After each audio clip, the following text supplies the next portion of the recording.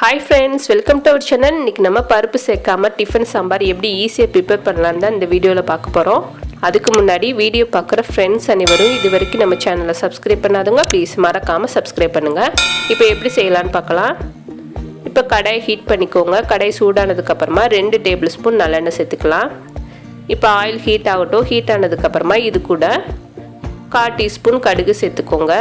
கடுகு சேர்த்து நல்லா பொரியட்டும்.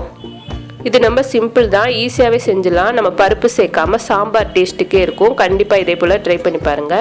இப்போ கடுகு நல்லா பொரிஞ்சதுக்கு அப்புறமா இது கூட 1/4 டீஸ்பூன் உளுந்து சேர்த்துக்கோங்க. உளுந்து சேர்த்ததுக்கு அப்புறமா இது கூட 1/4 டீஸ்பூன் ஜீரகம். ஜீரகத்தை வந்து கொஞ்சம் க்ரஷ் பண்ணிட்டு சேர்த்துக்கோங்க, நல்லா வாசமா இருக்கும். இது கூட 10 பீஸ் கருவேப்பிலை சேர்த்துக்கலாம். கருவேப்பிலை சேர்த்ததுக்கு அப்புறமா 2 பட்டை வத்தல் கட் பண்ணி வச்சிருக்கேன், அதையும் சேர்த்துக்கோங்க. சேர்த்துட்டு நல்லா எல்லாமே பொரிஞ்சதுக்கு அப்புறமா இது கூட 2 பெரிய வெங்காயத்தை நீல ஷேப்ல கட் பண்ணி வச்சிருக்கேன், அதையும் சேர்த்துக்கோங்க. சேர்த்துட்டு இது கூட ஒரு 3 பல் பூண்டு நீல ஷேப்ல கட் பண்ணி வச்சிருக்கேன், அதையும் சேர்த்துக்கோங்க.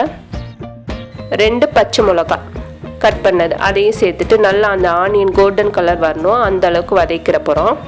நம்மளோட வீடியோ ஃபர்ஸ்ட் டைம் பார்க்குறீங்கன்னா என்னோட வீடியோ உங்களுக்கு பிடிச்சிருந்துச்சுன்னா ப்ளீஸ் மறக்காமல் சப்ஸ்கிரைப் பண்ணுங்கள். இது கூட 2 பெரிய சைஸ் தக்காளி கட் பண்ணி வச்சுருக்கேன், அதையும் சேர்த்துக்கோங்க. சின்ன பழமாக இருந்தால் ஒரு 3 பழம் எடுத்துக்கலாம்.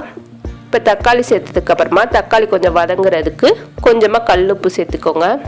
சேர்த்துட்டு நல்லா தக்காளிலாம் மசியணும், அந்த அளவுக்கு வதக்கிற போகிறோம். கொஞ்சம் நேரம் மூடி போட்டு வச்சிட்டிங்கன்னா தக்காளி சூப்பராக அப்பப்போ கலந்து விட்டுக்கிட்டு இருந்தீங்கன்னா நல்லா வதங்கிடும். இப்போ கொஞ்சம் மூடி போட்டுட்டு கொஞ்சம் நல்லா வதக்கிற போகிறோம். இப்போ பார்த்தீங்கன்னா தக்காளி நல்லா மசிஞ்சு வந்துடுச்சு, இந்த அளவுக்கு வதக்கிக்கோங்க. கொஞ்சம் சாம்பார் நல்லா திக்னஸாக கிடைக்கும்.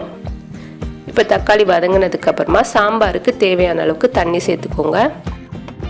நான் இன்றைக்கி ஒரு 2 கப் அளவுக்கு தண்ணி சேர்த்துருக்கேன். உங்களுக்கு எந்த அளவுக்கு சாம்பார் தேவையோ அந்த அளவுக்கு பார்த்து தண்ணி சேர்த்துக்கோங்க. இப்போ தண்ணி சேர்த்ததுக்கு அப்புறமா இது கூட 1 டீஸ்பூன் குழம்பு மிளகாத்தூள் சேர்த்துக்கோங்க. ஒரு 1/2 டீஸ்பூன் தனி மிளகாத்தூள், 1/4 டீஸ்பூன் மஞ்சத்தூள் சேர்த்துக்கோங்க. சேர்த்துட்டு நல்லா மிக்ஸ் பண்ணிவிட்டு இது கொஞ்சம் கொதிச்சதுக்கு அப்புறமா அடுப்பை சிம்மில் வச்சு மூடி போட்டு ஒரு 5 நிமிஷம் கொதிக்க வைக்க போகிறோம். அந்த மசாலாவோட ராஸ்மெல்லாம் போகணும், அந்த அளவுக்கு கொதிக்க வச்சுக்கலாம். இப்போ நல்லா கொதிச்சிருச்சு, இதை மூடி போட்டுட்டு கொஞ்சம் நேரம் கொதிக்க வச்சுக்கலாம். அடுத்து நம்ம சாம்பார் கொஞ்சம் திக்னஸ் கிடைக்கிறதுக்கு ஒரு மிக்ஸி ஜாரில் ஒரு 1/4 கப் அளவுக்கு தேங்காய் இந்த மாதிரி குட்டி குட்டி பீஸாக கட் பண்ணி வச்சுருக்கேன், அதையும் சேர்த்துட்டு கொஞ்சம் தண்ணி சேர்த்து நல்லா நைஸாக அரைச்சிக்கோங்க. இப்போ பார்த்தீங்கன்னா நல்லா நைஸாக அரைச்சி எடுத்தாச்சு. இப்போ நம்ம சாம்பார் நல்லா கொதிச்சிருச்சு, அந்த மசாலாவோட ராஸ்மெல்லாம் போயிடுச்சு. நல்லா கலந்து விட்டுட்டு இந்த டயத்தில் நம்ம அரைச்சி வச்ச தேங்காய் பேஸ்ட்டை சேர்த்துக்கலாம். இப்போ அரைச்சி வச்ச தேங்காய் பேஸ்ட்டு எல்லாத்தையும் சேர்த்துக்கோங்க. சாம்பார் உங்களுக்கு கொஞ்சம் தண்ணியாக தெரியுதுன்னு நினச்சிங்கன்னா இன்னும் கொஞ்சம் திக்னஸ் வர்றதுக்கு தேங்காய் கூட 1 டேபிள் ஸ்பூன் பொட்டுக்கடலை சேர்த்து அரைச்சி சேர்த்துட்டிங்கன்னா கொஞ்சம் திக்காக தெரியும். இது தண்ணியாக இருந்தாலும் டேஸ்ட்டு சூப்பராகவே இருக்கும். இதே போல் கூட நீங்கள் செஞ்சுக்கலாம். இது கூட பத்தாததுக்கு கொஞ்சமாக கல்லுப்பு சேர்த்துக்கோங்க. இது கூட ஒரு 1/4 டீஸ்பூன் அளவுக்கு வெந்தயத்தூள் வறுத்து அரைச்சது. நான் ஏற்கனவே சாம்பார் வீடியோவில் இந்த வெந்தயத்தூள் எப்படி அரைக்கிறதுன்னு போட்டிருந்தேன், நீங்கள் விருப்பப்பட்டீங்கன்னா அது கூட செக் பண்ணி பார்த்துக்கலாம். இப்போ வெந்தயம் சேர்த்ததுக்கப்புறமா நல்லா மிக்ஸ் பண்ணிவிட்டு இதை இன்னும் கொஞ்சம் நேரம் கொதிக்க வைக்க போகிறோம். வெந்தய பொடி சேர்க்கறதுனால இன்னும் கொஞ்சம் ஃப்ளேவர் நல்லாயிருக்கும், அதே போல் சாம்பாரும் நல்லா டேஸ்ட்டாக கிடைக்கும். இப்போ இதை மூடி போட்டு கொஞ்சம் நேரம் கொதிக்க வச்சிடலாம்.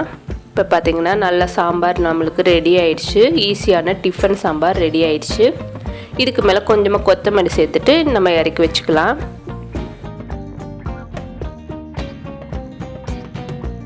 இது சூடான இட்லி ஊத்தப்பத்துக்கெலாம் சப்பாத்திக்கெலாம் ரொம்பவே டேஸ்ட்டாக இருக்கும். கண்டிப்பாக ஒரு தடவை ட்ரை பண்ணி பாருங்கள். இந்த வீடியோ உங்களுக்கு பிடிச்சிருந்துச்சுன்னா லைக் பண்ணுங்கள், ஷேர் பண்ணுங்கள், மறக்காமல் நம்மளோட சேனலுக்கு சப்ஸ்கிரைப் பண்ணுங்கள். தேங்க்யூ.